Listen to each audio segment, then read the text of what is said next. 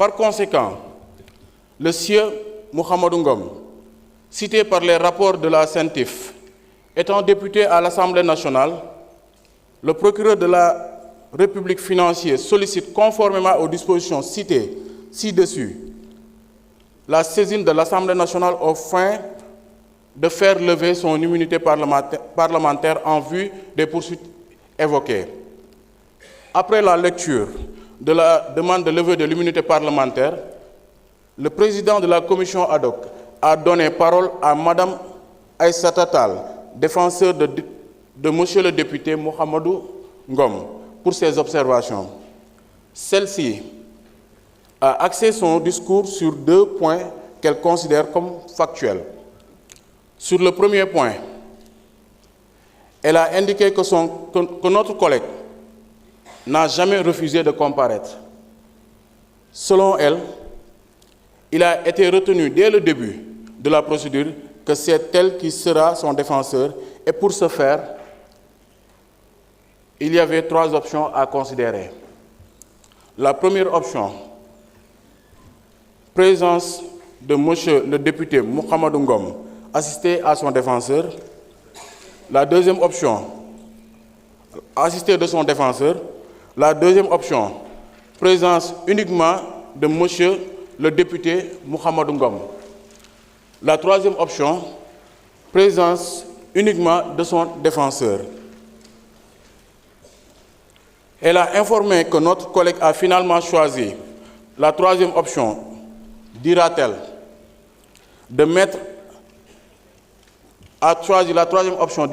afin de mettre à l'aise les membres de la commission ad hoc et de leur permettre de travailler librement. En outre, elle a soutenu que le procureur de la République financier a articulé des faits et a fait référence à 2 rapports de la CENTIF, numéro 41 et 51, en date du 20 décembre 2024.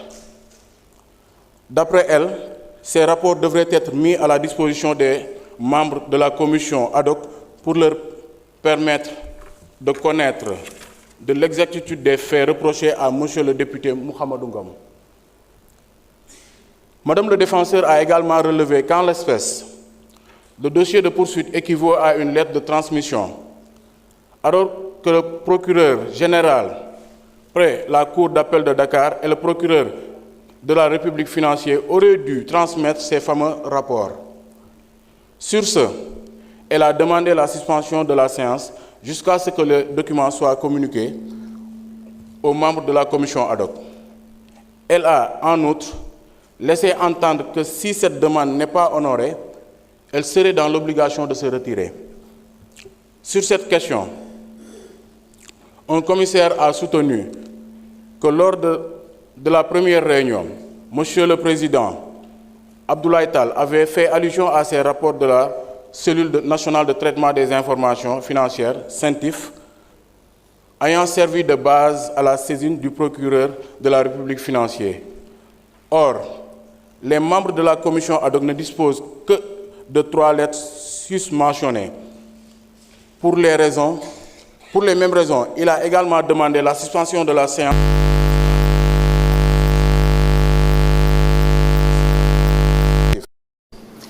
Toutefois, d'autres commissaires ont tenu à préciser que les conditions de déroulement des travaux de la commission ad hoc sont respectées conformément à l'article 52 du règlement intérieur de l'Assemblée nationale qui dispose: il est constitué pour chaque demande de l'immunité parlementaire d'un député, pour chaque demande de suspension de poursuite déjà engagée, une commission ad hoc de 11 membres nommés selon la procédure prévue par l'article 34.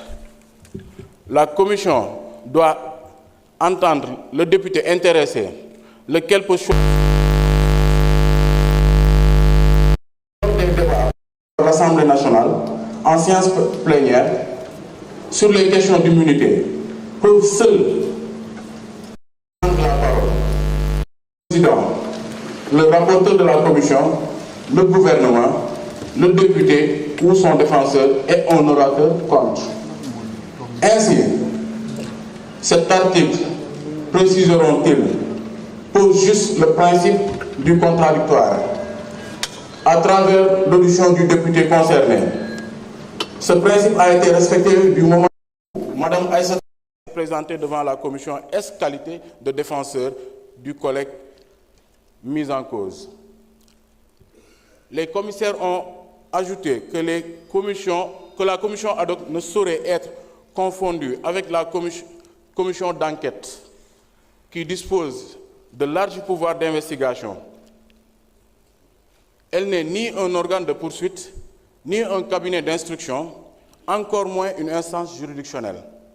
En l'espèce, c'est le pouvoir judiciaire qui sollicite la collaboration du pouvoir législatif dans le cadre de la procédure de levée de l'immunité parlementaire d'un député sur des faits déterminés en se basant notamment sur les rapports de la CENTIF, à la suite de déclarations de soupçons qui obligent le parquet financier à saisir immédiatement le juge d'instruction.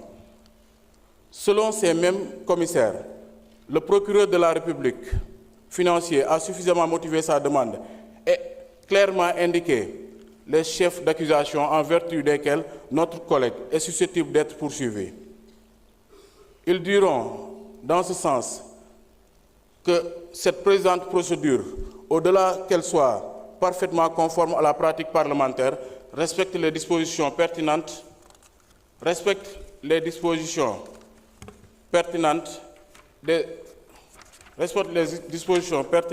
des articles 61 de la Constitution et 52 du règlement intérieur de l'Assemblée nationale.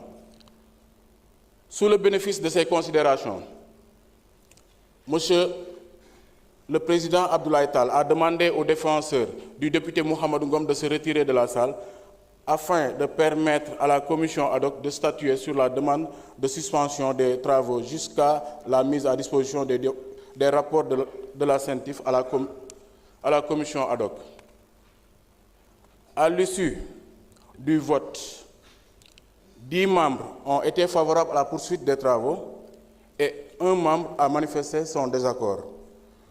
Monsieur le Président a, par la suite, invité le défenseur de Monsieur le député Mouhamadou Ngom à regagner la salle pour l'informer de la décision de poursuite des travaux largement exprimée par les membres de la commission ad hoc.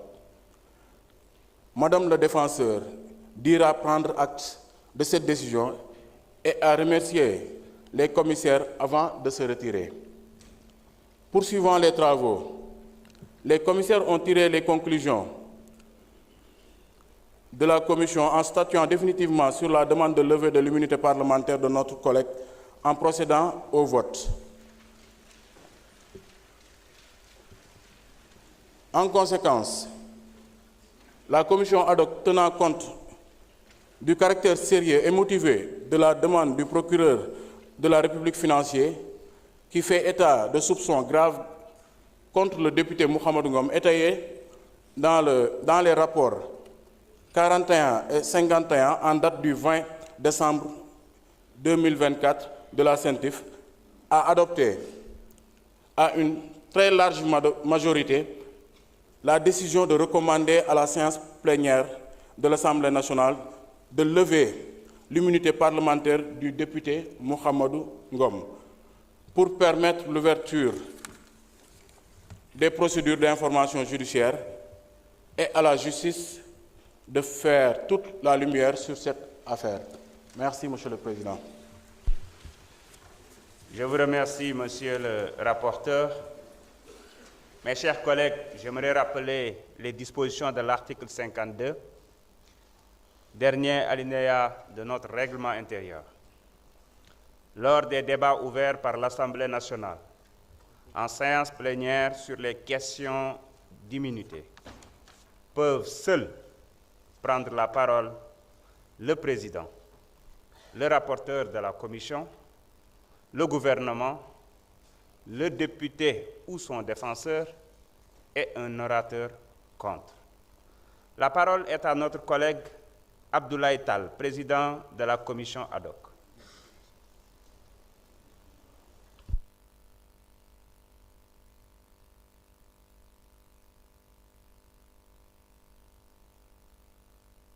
Il n'y en a pas, c'est très clair.